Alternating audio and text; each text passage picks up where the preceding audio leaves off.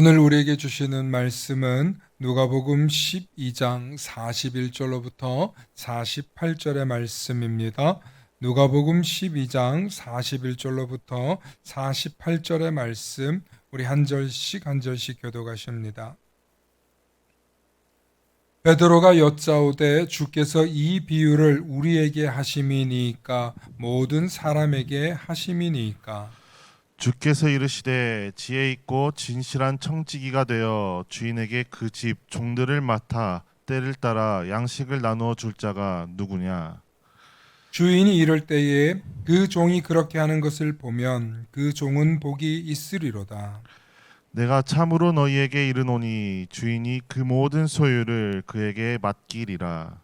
만일 그 종이 마음에 생각하기를 주인이 더디오리라 하여 남녀 종들을 때리며 먹고 마시고 취하게 되면 생각하지 않은 날 알지 못하는 시각에 그 종의 주인이 이르러 엄히 때리고 실신하지 아니한 자의 받는 벌에 처하리니 주인의 뜻을 알고도 준비하지 아니하고 그 뜻대로 행하지 아니한 종은 많이 맞을 것이요 알지 알지도 못하고 못하고 맞을 맞을 일을 일을 행한 종은 좀 적게 적게 맞으리라. 맞으리라. 무릇 무릇 많이 많이 받은 받은 자에게는 자에게는 많이 많이 요구할 요구할 것이요 것이요 많이 많이 맡은 맡은 자에게는 자에게는 많이 많이 달라 달라 할 할 것이니라. 것이니라. 아멘. 아멘.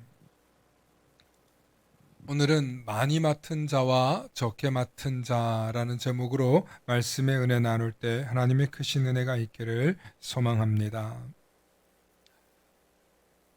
성경을 읽다 보면 이게 무슨 말이지? 하고 당최 이해하기 어려운 본문들이 있습니다. 제자들도 예수님의 말씀을 듣다가 도대체 그러면 누가 하나님 나라에 갑니까? 라는 질문을 한 적이 있습니다. 그게 어떤 말씀하실 때였냐면 부자가 하나님 나라에 들어가는 것은 낙타가 바늘귀 구멍에 들어가는 것만큼 어렵다라고 했을 때 제자들에게 대혼동이 일어났습니다. 오늘 본문을 보면 베드로가 예수님께 묻습니다. 예수님, 주께서 이 비유를 우리에게 하심이니까 모든 사람에게 하심이니까 라고 묻습니다. 도대체 40절 이전의 말씀들이 어떤 말씀이었길래 베드로가 이런 질문을 했을까요? 그리고 예수님은 누구에게 한 것이라고 말씀하지 않고 주인과 종에 대한 이유로 바로 넘어가면서 오늘 본문을 시작합니다. 그리고 본문의 끝에는 많이 맡은 자, 많은 일을 맡긴 자에게는 많이 요구할 것이다. 이런 이야기로 오늘 본문 말씀이 끝을 맺습니다. 이 본문을 어떻게 해석해야 될까 묵상하고 하다 보니까 12장 전체를 묵상하게 됐어요. 제가 지금까지 강해 설교를 하고 있기 때문에 12장 전체를 묵상하지 않은 적이 없어요. 그런데 오늘 본문이 전체적으로 이해하는데 굉장히 어려워요.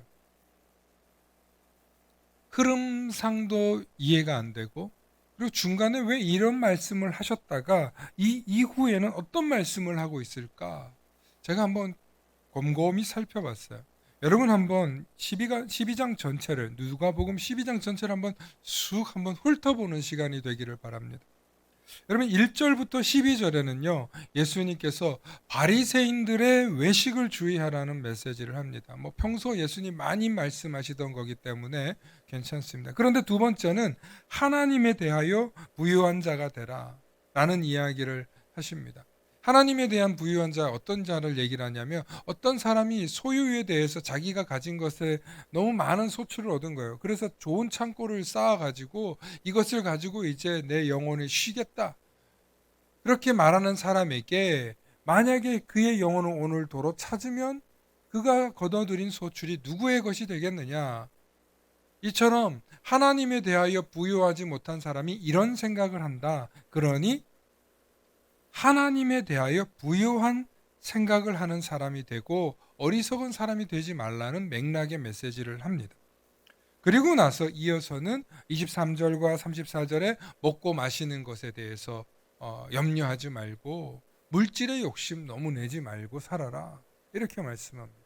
여러분 첫 번째, 두 번째, 세 번째까지는 이해가 가는데 어렵지 않아요. 네 번째 가서 조금 부담이 됩니다. 가진 물질로 가난한 자들에게 구제하는데 이 구제하여 선을 쌓는 것이 하늘에 쌓는 거다. 너희가 배낭을 만드는데 그것으로 쌓아서 구제하는 것이 하늘에 쌓는 거다. 라는 천국에 관한 이야기를 갑자기 하십니다. 물론 하나님에 대하여 부요한 자가 되는 것을 얘기할 때도 천국에 관한 얘기를 하셨죠. 그리고 나서 그 다음 말씀이 35절로부터 40절에 인자가 주인이 언제 오실지 모르니 깨어서 기도하라. 오늘 본문 말씀과 이어지는 얘기죠. 35절부터 48절에 허리띠를 띠고 등불을 켜고 주인이 와 있는 것을 기다리는 사람처럼 깨어 기도하라. 그리고 깨어서 주인이 평소대로 할 것을 행하라 라고 얘기를 합니다. 그리고 나서 여러분 오늘 이후의 본문들이 정말 어려운데 49절부터 53절의 말씀이 있는데 어떤 메시지냐면 아버지와 아들이, 어머니와 딸이, 형제들이 서로 갈등한다는 이야기를 해요. 내가 너희에게 평화를 주러 온 줄 아느냐? 나는 오히려 너희들에게 검을 주러 왔다 하면서 예수님께서 가정과 가정이 갈등하게 될, 즉 복음 때문에, 예수님의 가르침 때문에 가정이 서로 혼란이 오고 갈등하게 될 것이다 라는 메시지를 하십니다.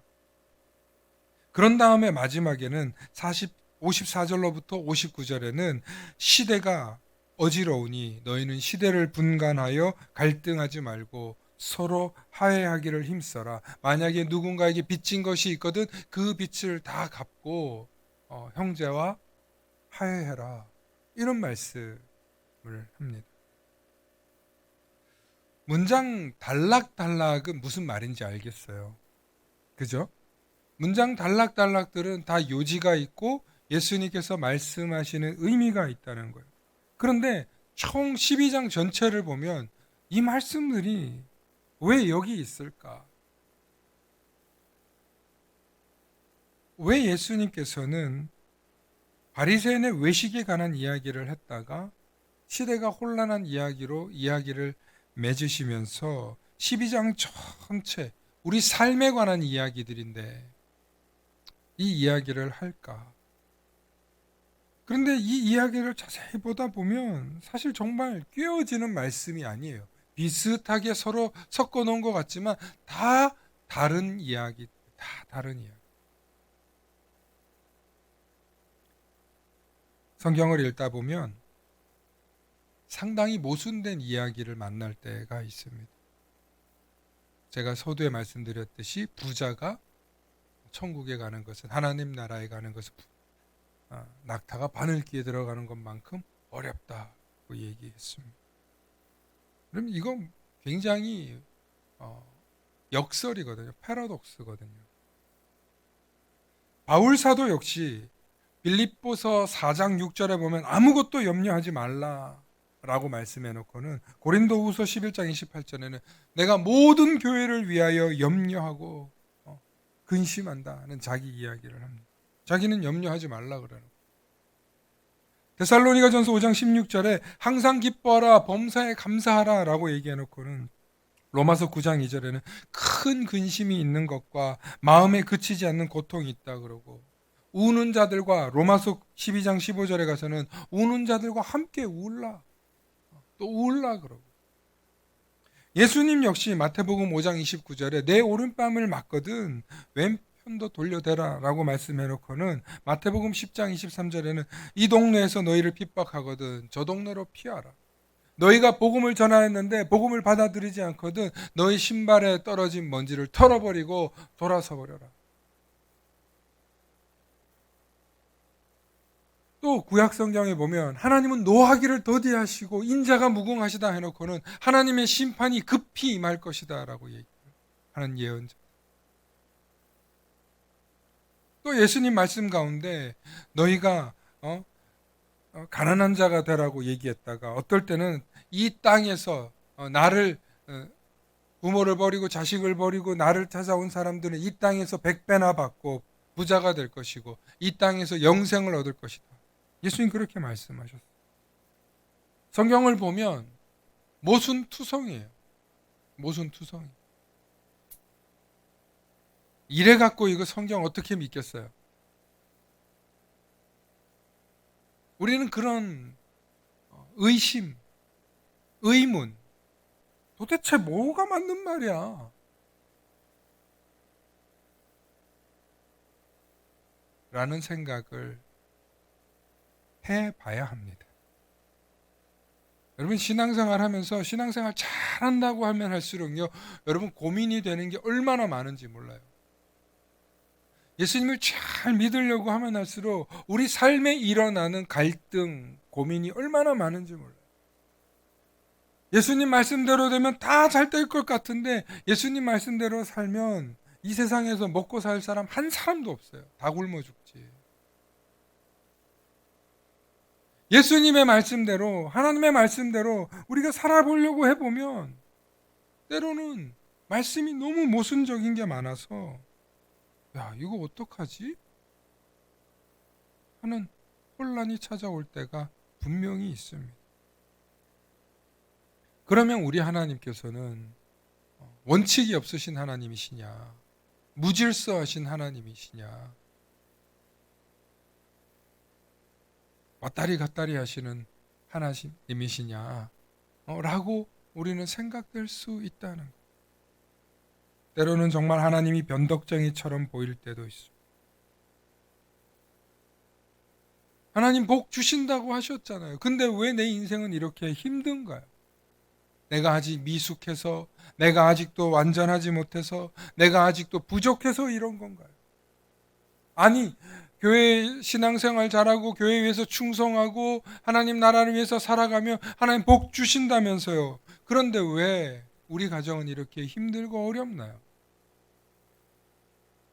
과연 제가 복을 받고 있는 게 맞나요? 라고 하나님께 따져 묻는 사람들도 많이 보았습니다. 그래서 고난 중에 있는 성도들에게, 물질의 어려움을 겪고 있는 성도들에게 하나님께 잘해, 교회에 잘해, 예수 잘 믿어, 그러면 복 받을 거야 라고 했을 때 그게 믿어질 때도 있지만 정말인가요? 정말 복을 받을 수 있는 게 맞나요? 정말 하나님께서 복 주시는 하나님 맞나요? 라고 우리의 생각과 우리의 상황과 도전되고 배치되는 상황들이 여러 번 겪으셨을 것입니다. 아니 사실 저도 똑같은 본문을 넣고 설교를 하다가 어떨 때는 이쪽으로 가라 해놓고는 어떨 때는 이쪽으로 가라고 해석할 때가 있더라는 거예요. 말씀을 전하면서 내가 왜 이러지? 내가 왜 이 말씀은 이번에는 이렇게 해석하고 있지? 싶을 때가 저도 있습니다. 분명 말씀을 묵상하고 그 말씀을 통해 주시는 하나님의 은혜가 깨달아져서 그것을 선포하고 전달할 때가 분명히 있는데 때로는 내가 그땐 이렇게 해석했던 게 맞나? 하고 제 스스로를 돌아보면서 깜짝 놀랄 때가 있다는 거예요. 성경은 그렇게 우리를 헷갈리게 하는 말씀일 때가 있습니다. 그것은 우리의 믿음이 부족해서일까요? 아니면 우리의 지혜가 부족해서일까요? 아니면 성령이 변덕스러워서일까요?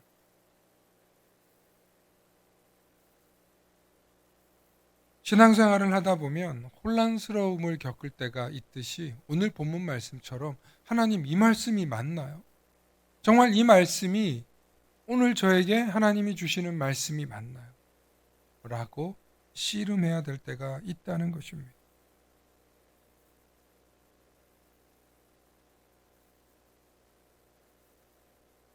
믿음의 길을 우리가 걸어가고 신앙생활을 한다고 하면서 보면 정말 오늘날 이 시대에 하나님이 정말 살아계시고 하나님이 정말 우리에게 복 주시는 분이 맞는가라는 회의적인 때가 있습니다. 모든 사람들이 잘 되고 세상이 풍요롭고 모든 것이 잘 될 때는요, 하나님이 복 주시는 하나님이 맞아요. 그런데 모든 사람들이 어렵고 모든 사람들이 힘들 땐 하나님의 말씀이 풍요롭게 보이지 않아요. 때로는 너무너무 하나님의 말씀을 따라가는 것이 힘겨워요. 왜냐하면 내 삶이 지금 메마른데, 내가 지금 너무나 목마른데 어떻게 하나님의 말씀이 달고 하나님의 말씀이 시원하고 하나님의 말씀이 우리를 충만하게 해주겠습니다. 내 상황이 그렇지 않은데 말이죠. 그래서 여러분, 성경은요, 우리의 상황에 따라서 보이는 게 다를 때가 있다는, 우리의 여건에 따라서 성경이 다르게 보일 때가 있다는. 그래서 어떨 때는 이 본문을 보면 하나님의 말씀이 정말 대단한 것처럼 느껴지다가 어떨 때는 이 본문을 보면 아유, 하나님 말씀 별거 없구만 하고 우리가 모순에 빠질 때가 있다는 거죠.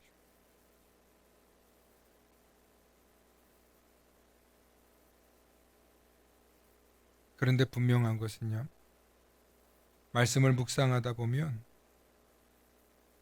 때로는 모순되고 때로는 이해가 되지 않고 때로는 저 말씀이 도저히 믿어지지 않는 것 같을 때도 하나님은 뒤집어서 역사하시더라고요. 인간이 참 신기하게도요, 바른 길로 가라, 바른 길로 가라 그러면 바른 길로 잘 가는 사람이 있어요. 그런데 거꾸로 가라, 거꾸로 가라, 거꾸로 가라 그러면 아니지, 거꾸로 가면 안 되지, 바른 길로 가야지 라고 사람이 생각할 때가 있더라는 거예요. 왜 그럴까요? 참 신기하게 모든 사람이 이거 맞다라고 할 때 아닌 것 같은데 하는 사람이 있는 것처럼 성경을 보면서도 우리가 이게 정말 맞다라고 하나님께서 가르쳐 주시는 방향이 있는데 기어코 안 가는 사람이 있어요. 그래서 거꾸로 가라, 거꾸로 가라는 메시지가 있다는 거예요. 우리가 말씀을 보면서 어떤 사람은 막 호통치는 설교를 들으며 막 가슴이 찔려하고 은혜를 받는 사람이 있지만 어떤 사람은 호통치는 설교를 들으면 반감부터 느끼는 사람. 또 어떤 사람은 하나님은 사랑의 하나님이시고 은혜의 하나님이시고 자비의 하나님이시고 그러면 맹맹하다. 오늘 설교 무슨 하나님 얘기가 맨날 그렇지. 이렇게 듣는 사람이 있는가 하면 오늘도 하나님께서 얼마나 여러분들을 불꽃 같은 눈동자로 보고 계시면서 심판의 하나님이신 줄 아냐. 그러면 막 가슴에 이렇게 와닿아하는 분들이 있다라는 거예요. 어느 장단에 맞춰야 될지 저도 모르겠다. 그런데 하나님은 이 장단 저 장단에 다 맞춰놓는 말씀을 오늘 저와 여러분들에게 여전히 말씀하고 계시는 줄로 믿으시길 축원합니다. 그래서 말씀을 묵상해야 돼요. 말씀을 묵상하다 보면 그 묵상하는 말씀이 주시는 은혜가 있어요. 제가 분명히 말씀드렸잖아요. 오늘 말씀들을 묵상하다 보면 이게 맞나? 왜 이런 말씀이 있지? 모순되는, 전체적인 맥락을 보면 모순되는 것을 경험할 때가 있어요. 그런데 부분을 보면 이 말씀이 너무너무 맞는 말씀. 오늘 내 상황에, 오늘 내가 필요한 말씀이었고 정말 나에게 주신 말씀이었다는. 설교를 하고 강단에서 내려가서 가끔 성도님들 중에 그런 분들이 있어요. 목사님, 오늘 저보고 하신 말씀이죠. 오늘 저 들으라고 하신 말씀이죠. 그래. 아니, 제가 어떻게 설교를 준비하면서 그 사람 들으라고만 말씀을 준비했겠습니까? 그런 경우가 거의 없어요.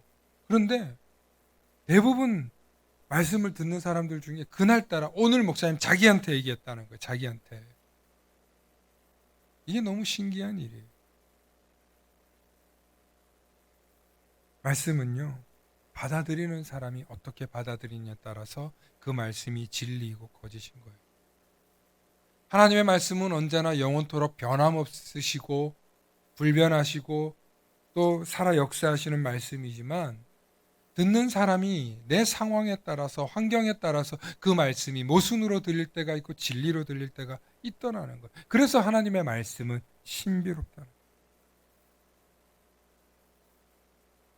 그것이 성경이 가지고 있는 신비인 줄로 믿습니다.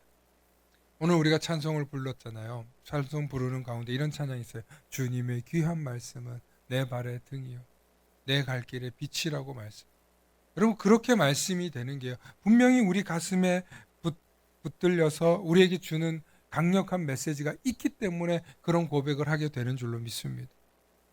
그래서 여러분 모든 말씀을 다 이해하고 모든 말씀을 다 암송하고 모든 말씀을 다 받아들여서 우리가 소화해내는 게 아니라 지금 이 순간, 지금 이 시대에 오늘날 이 순간 나에게 필요한 말씀이 저와 여러분들에게 와닿아서 역사하는 줄로 믿으시길 축원합니다. 그래서 때로는 본문이 헷갈리고 정말 이게 신학적으로 맞나 혼란이 오고 뒤죽박죽 모순되는 것들이 없다는 게 아니에요. 있어요. 분명히 있어요. 그래서 설교를 하는 저도 혼란스러울 때가 있어요.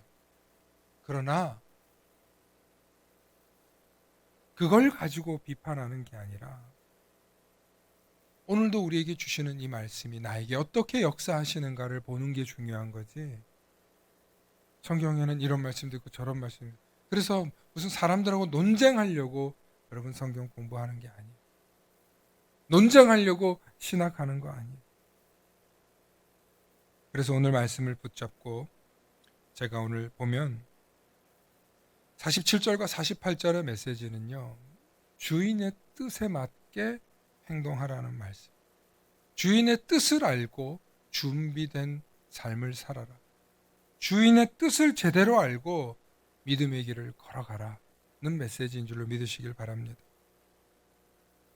오늘 본문 47절로부터 48절 말씀 우리 함께 읽어보시겠습니다.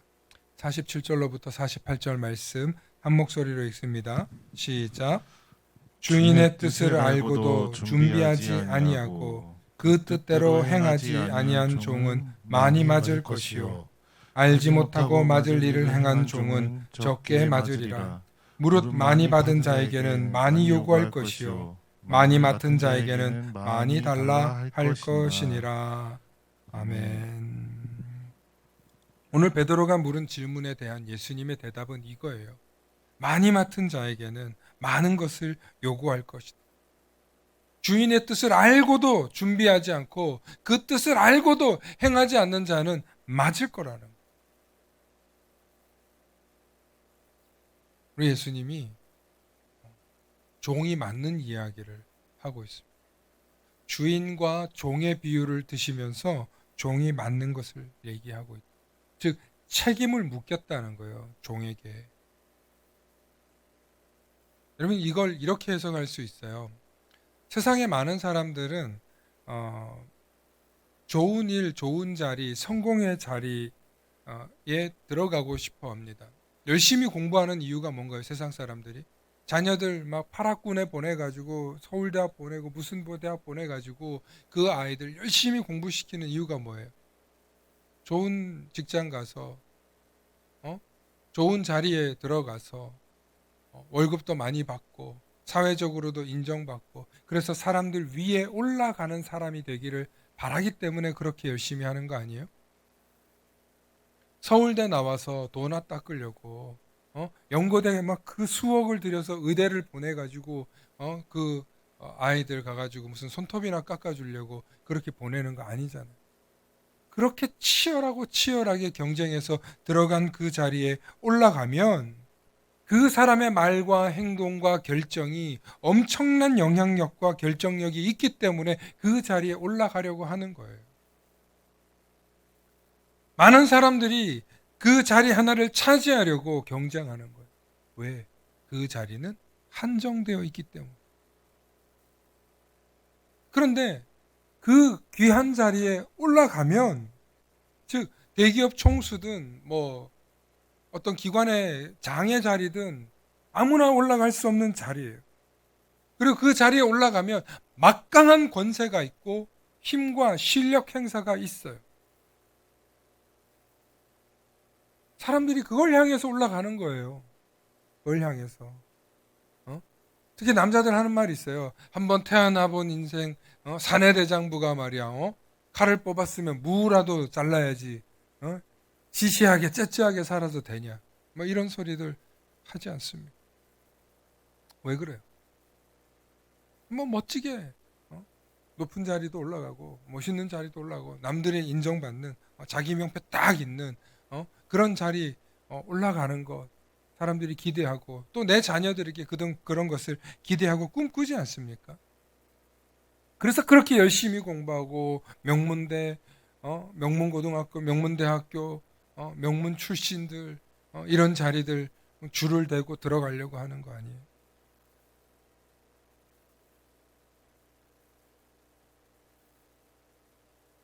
여러분 말은 사람들이 아유 아니에요. 그냥 먹고 살기 위해서 열심히 사는 거라고 얘기하지만 결국엔 들여다보면 이 세상의 경쟁에서 그 높은 자리에 올라가려고 그렇게들 아둥바둥 열심히 사는 거예요. 경쟁하는 거예요. 그런데 그 아무리 좋은 자리에 올라갔어도 그 막강한 힘과 권력을 휘두를 수 있는 자리에 올라갔어도 잘못하는 순간 어떻게 됩니까? 응?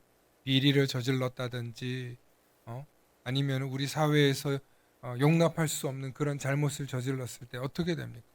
순식간에 그 자리에서 떨어져서 얼마나 많은 사람들에게 지탄을 받고 어? 감옥에 가기도 하고 어려움을 당하지 않습니까? 외국 기자들이 우리 대한민국은 정말 이상한 나라라고 해요.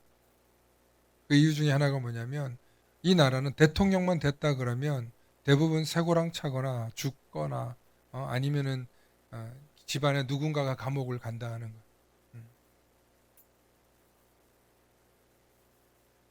권력의 자리가 정말 무상한 나라예요. 우리나라는. 권력의 자리에 올라갔다 그러면 반드시 반대편 쪽에서 쳐서 어떻게든 끄집어 내리는 일이 있어요. 유일하게 본인은 감옥에 안 가지만 본인의 자식이든 가족이든 사람들이 감옥에 가는 경우가 되게 많은데 유일하게 지금 이번에 몇 대 대통령입니까? 윤 대통령 이전 지금 대통령은 유일하게 아직 안 가고 있어요. 얼마나 많은 사람들에게 평소 대통령으로 있으면서 욕 많이 먹었는지 몰라요. 특히 부동산 문제 때문에 전 국민한테 욕 먹다시피 하고 내려왔어요. 근데 앞으로 어떻게 될지 몰라요. 이게 바로 다음 정권이기 때문에 이 다음에 어떻게 될지 몰라요. 현 정권이나 최근 대통령 얘기하면 이제 말이 많을 테니까 제가 그냥 최근에 영화 이야기로 지금 사람들의 입소문을 나고 있는 얘기하려면 여러분 12.12 사태 있었던 군부 독재 시절 12.12 군사 쿠데타 이야기로 요즘 서울의 봄이라는 영화가 많은 사람들에게 지금 회자되고 있습니다. 그 시절에 정말 너도 나도 육사 가려고 하는 사람들이 많았고 성공하려면 사회에서 힘 잡으려면 육사 가거나 군대 가야 된다 할 정도로 우리 사회 분위기가 매우 군 권력자에 대해서 당연스럽게 생각했었어요. 그 시절에 80년대에서 90년대 초반까지. 그런데 문민정부인 김영삼 정권 딱 들어서자마자 얼마 이후에 그 하나회라고 하나요? 전두환 시절에 있었던 그 멤버들 순식간에 그 사람도 옷 다 벗고 다 끄집어 내려왔고 육사 내에서도 아주 그냥 발본색원해가지고 그 당시에 있었던 권력자들 다 옷 벗게 만들고 책임을 물어서 감옥 가고 그랬어요. 그러면서 우리 사회에 폭력의 문화가 점점 줄어들기 시작했고 그리고 상식과 대화와 자유와 어떤 논쟁이 가능해지는 나라로 변하기 시작했습니다. 지금 그때를 그리워하시는 분들도 있어요. 아유, 말 안 듣는 놈들, 나쁜 놈들, 깡패들, 삼천교육대 보내서 두들겨 패야지 하시는 분들도 있어요. 예. 저도 그 말씀은 이해는 돼요. 그런데 모든 국민들의 입장에서 볼 때는 폭력이 정당화되고 사람의 언권과 자유가 보장되지 못하는 나라는요, 앞으로 발전하기가 굉장히 어려울 뿐만 아니라 그 사회는 항상 두려움을 품고 살아야 되는 사회가 된다는 것입니다.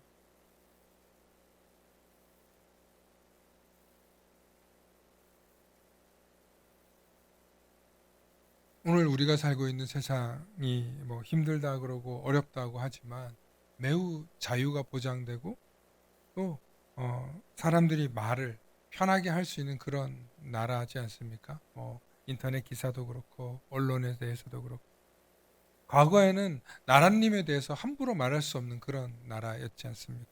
근데 지금은 너도 나도 뭐 대통령이든 권력자든 뭐 윗사람들에 대해서 그렇게 눈치 보지 않는 그런 나라를 살아가고 있습니다. 저는 어떤 게 더 좋고 더 잘됐다라는 얘기를 하려고 하는 것이 아니라 세상이 그렇게 변해가고 있다는 것입니다.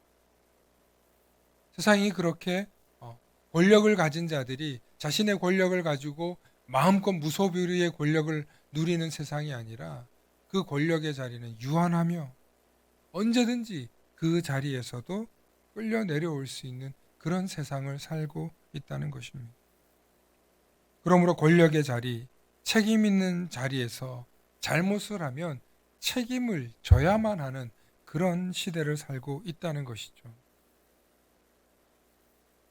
오늘 성경 말씀도 마찬가지예요. 많이 맡은 일을 맡은 사람, 책임 있는 자리에 있는 사람이 똑바로 하지 못하면 매를 맞게 될 것이라고 성경은 말하고 있어요. 그것이 성경이 말하고 있는 진리입니다. 많이 맡은 사람이 제대로 그 일을 하지 못하면 그것에 대해서 책임을 묻겠다는 것입니다. 성경도 이렇게 말하는데 우리가 살고 있는 이 세상이 책임을 맡은 사람이 힘이 있다고 해서 권력이 있다고 해서 자신의 잘못을 면피하고 힘 있는 사람들이 계속 그 권력을 유지해 나아간다면 그 세상이 바른 세상이겠습니까? 이처럼 성경의 말씀대로 우리의 세상이 변해가고 있는 시대인 것은 분명합니다. 그러나 그렇게 변해가고 있는 것에 발맞춰서 우리의 신앙생활을 돌아보면 정말 우리의 신앙생활도 정말 주님께서 맡겨주신 그 자리에서 책임 있게 맡은 자리에서 우리가 잘 하고 있는가를 돌아보면 어떨까요? 저는 오늘 이 말씀을 보면서 세상이 변해가는 것처럼 이 말씀의 진리대로 세상은 조금씩 맞춰져 가고 있고 실제로 그렇게 이루어져 가고 있다는 것을 봅니다. 그렇다면 오늘 이 시대를 살고 있는 우리 그리스도인들은 어떤 삶을 살아야 될까요? 저는 이 말씀을 묵상하면서 맡은 일, 맡은 자, 많은 것을 맡긴 자의 중한 책임에 대해서 묻는 것을 보면서 과연 나는 주님이 많은 것을 맡긴 사람인가? 그래서 나는 많은 것을 맡아서 일하고 있는 건가? 라는 생각을 해보았습니다. 여러분, 목사라는 자리가 어떤 자리예요? 목사라는 자리가? 네? 목사라는 자리가 뭐 하는 자리예요? 무소불위의 권력을 가지고 여러분들은 넌 이거 해, 넌 이거 해, 너 저거 해 이렇게 하는 자리인가요?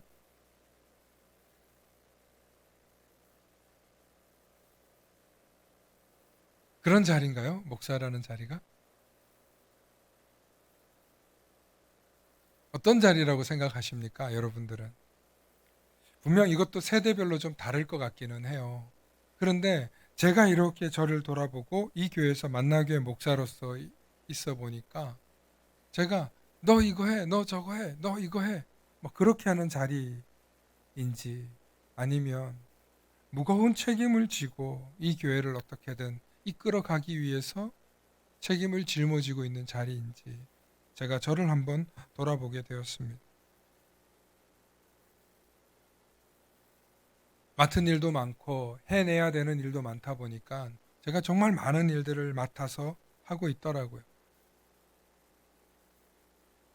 연간 계획도 짜야 되고 교회 전반적인 운영도 돌아갈 수 있도록 관심을 가져야 되고 또 성도님들의 가정사도 어떤지 돌아봐야 되고 기도해야 하고 정말 많은 것들을 제가 맡아서 하고 있더라고요. 그런데 많은 것을 맡아서 교회를 돌보고 하면서도 그런데 이 일은 내가 다 할 수 없는 일들도 내가 하고 있는 건 아닐까라는 생각을 해보게 돼요.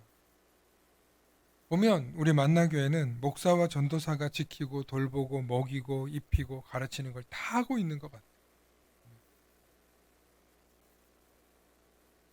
모든 일이 목회자에게만 집중되어 있는 교회인 것 같아요.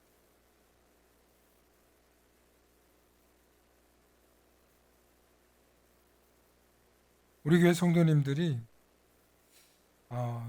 아직은 이 교회가 자기 교회가 아니고 아직은 오신 지 얼마 안 돼서 매우 조심스럽게 교회를 이렇게 오고 계신다는 것은 제가 알 수 있어요. 네, 그러실 수 있죠. 교회 와서 상처받고 싶지 않고 교회 와서 성도님들하고 갈등 일으키고 싶지 않고 처음부터 잘 정착해서 성도님들끼리 오래오래 좋은 관계를 유지하면서 믿음의 길을 이곳에서 잘 하고 싶은 그런 마음들이신 것 같아요. 그래서 굉장히 교회 오셔서 조심하는 것 같아요. 뭐 하나 하는 것도 조심하고 뭐 하나 하는 것도 물어보려고 하고 굉장히 조심조심 하시는 것 같아요. 물론 그러실 수 있습니다. 그런데 2024년에는 조금 더 내가 주인의식을 갖고 내 교회다. 실수할 수도 있죠. 또 뭔가 이렇게 잘 몰라서 오해하고 또 잘못하는 일도 있을 수 있죠. 근데 분명한 건 교회에 오셔서 이 교회 이것도 이 의자도 내 거고 저 책상도 내 거고 내가 맡은 일들이 내 거다라는 생각을 갖고 교회에 오셔야만 이 교회가 부흥하고 성장하게 될 것이라는 것입니다. 마지막으로 이 이야기하고 마치려고 합니다. 그리스도인에게는 세 개의 집이 있다고 합니다. 첫 번째는 자신의 육신의 쉼을 얻는 잠자는 집입니다. 가족들, 지금 자기 가족들과 같이 어울리는 집입니다. 두 번째는 우리의 영혼이 쉬는 교회라는 집이 있습니다. 그리고 세 번째는 우리가 영원히 안식을 누릴 천국의 집이 그 세 번째 집이라고 합니다. 첫 번째 집에서는 우리가 집에 가서 잠도 자고 청소도 하고 빨래도 하고 집에 전구가 나가면 전구도 갈고 그렇게 하죠. 그렇다면 두 번째 집인 교회는 여러분들 어떻게 해야 될까요? 이 교회에 전등 나가면 누가 고쳐야 될까요? 목사님이 고쳐야 되고 장로님이 고쳐야 되고 또 이 교회 컴퓨터 고장나면 그건 또 누가 고쳐야 돼요? 여러분 우리가 교회에서 보면 정말 이 멀티미디어하게 다양하게 돌아가야 되다 보니까 해야 될 일이 굉장히 많이 있어요. 그런데 그 일들이 지금 우리 만나교회는 너무나 한정되게 일부 사람들에게 집중되어 있다는 것입니다. 바라옵기는 2024년에는 이 교회가 여러분들의 집이라고 생각하고 여러분들의 영혼만 왔다 가는 교회가 아니라 정말 여러분들의 영혼이 쉴 수 있고 여러분들의 영혼을 위하여서 풍성한 집이 될 수 있도록 여러분들이 이 교회를 아끼고 이 교회의 주인이 되고 어느 것 하나하나 여러분들이 여러분들의 소유로 간직하실 수 있기를 소망합니다. 교회는 또 다른 이름은 예수님이라고 있습니다. 교회를 여러분들이 사랑하고 예수님의 몸처럼 사랑할 때 여러분들이 예수님을 사랑하는 그 사랑을 표현할 수 있는 길인 줄로 믿습니다. 그리고 우리가 영원히 쉴 곳, 그 하나님 나라에 가는 그 세 번째 집은 이 땅에서 내 집 위주로 살았느냐, 아니면 내가 교회라는 집 위주로 살았느냐에 따라서 우리의 세 번째 집이 달라지게 될 것입니다. 내 집 위주로 산 사람은 이 땅에서 내가 구제하고 교회를 위해서 헌신한 것이 없기 때문에 하나님 나라에서도 내 집은 작을 수밖에 없을 것입니다. 그런데 내 집만 아니라 내 영혼을 위한 집, 우리 이웃들의 영혼을 위한 집을 여러분들이 돌보고 아끼고 사랑할 때 여러분들의 세 번째 집이 달라지게 될 줄로 믿습니다. 누가복음 12장 33절과 34절인 오늘 말씀에 보면 너희가 소유를 팔아 구제하여 낡아지지 아니하는 배낭을 만들라. 곧 하늘에 둔 바 다함이 없는 보물이니 거기는 도둑도 가까이 하는 일이 없고 좀도 먹는 일이 없느니라. 너희 보물이 있는 곳에 너희 마음도 있다고 말씀하고 있습니다. 우리의 마음이 있는 곳에 우리의 보물이 있는 것입니다. 우리의 마음이 교회에 있어야 교회에서 필요한 것들이 여러분들 안에서 채워지고 또 여러분들이 돌보고 책임질 수 있는 줄로 믿습니다. 우리 교회 가까이 300m 올라가면 오른쪽에 한 교회가 있습니다. 이 지역에서 가장 오래된 교회이고 이 지역 본토 주민들이 살고 있었던 교회라고 합니다. 그런데 지금은 아무도 그 교회에 모이질 않습니다. 무슨 일인지 그 교회 성도님들은 다 떠나고 텅텅 비었다고 합니다. 만나교회는 이곳에 온 지 얼마 안 되는 교회입니다. 이제 새로운 마음으로 새롭게 시작하려는 교회입니다. 그래서 나쁜 추억도 없고 나쁜 주인도 없는 그런 교회입니다. 모두가 예수님만을 한 주인으로 생각하며 예수님 중심으로 만들어 가고자 세워진 교회입니다. 성도님들의 헌신과 또 수많은 교회들과 성도들의 희생과 눈물의 헌금으로 이 교회가 세워졌습니다. 그런데 코로나 이후로 성도님들이 모이기를 힘쓰지 않고 함께 떡을 떼지 않고 함께 나누기를 힘쓰지 않는 그런 시대가 되어 가고 있는 것 같습니다. 이것은 비단 우리 교회뿐만 아니라 지금 많은 교회들이 겪고 있는 코로나 이후 후유증이라고 합니다. 그런데 사랑하는 성도 여러분, 모이기를 힘쓰지 않고 함께 떡을 떼고 함께 나누기를 힘쓰지 않는 교회가 어떻게 살아남을 수 있을까요? 어떻게 부흥하고 역사할 수 있겠습니까? 초대교회는 이런 교회라고 합니다. 사도행전 2장 44절로부터 47절 말씀을 우리 함께 보시고 오늘 말씀 마치겠습니다.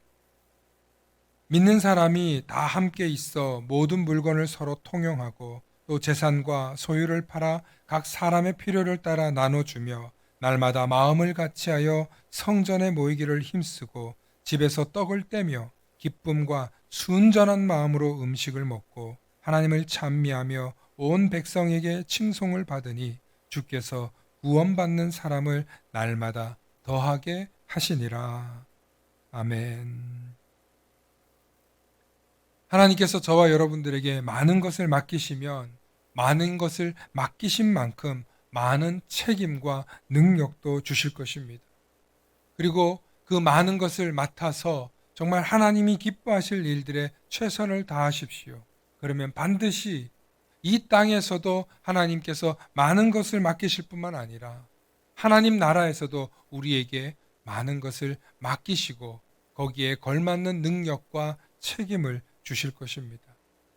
하나님은 거저 맡기지 않으십니다. 하나님은 반드시 맡길 만한 사람에게 맡기고 하나님이 주실 만한 사람에게 그 일들을 맡기시는 줄로 믿습니다. 오늘날 이 시대에 내게 주어진 이 직분이 너무 무겁고 힘들고 그리고 직분을 맡는 것이 힘겨워 보여서 회피하고 계시는 분들이 있다면 여러분 정말 하나님께서 나에게 무슨 일을 맡기실까 하고 다시 한번 생각해 보실 수 있기를 바랍니다. 많은 것을 맡은 자에게 많은 책임이 있고 또 많은 복도 있습니다. 그러므로 많은 것을 맡길 만한 사람이 되시길 소망하십시오.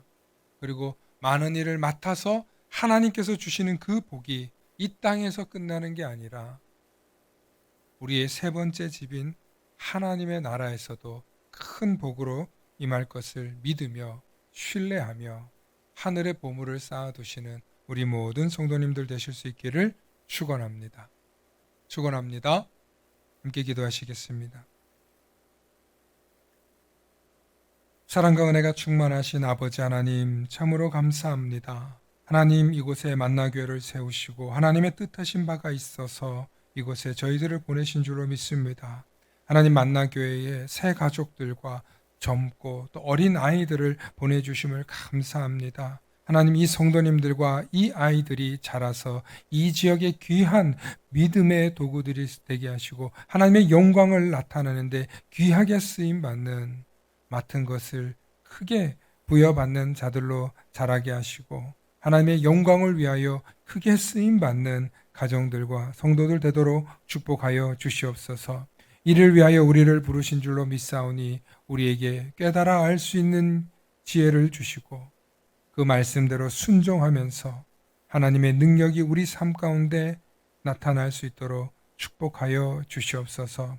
지금도 충성하고 애쓰는 모든 가정들과 성도들과 리더들을 축복하여 주시고 이들의 가정마다 물질을 하나님께서 채워주시고 영혼의 축복을 더하여 주시고 필요한 모든 것을 하나님께서 함께 하셔서 하나님께서 큰 일을 맡길 만한 믿음과 능력과 책임을 더하여 주시옵소서. 감사드리며 우리 주 예수님 이름 받들어 간절히 기도 올리옵나이다. 아멘.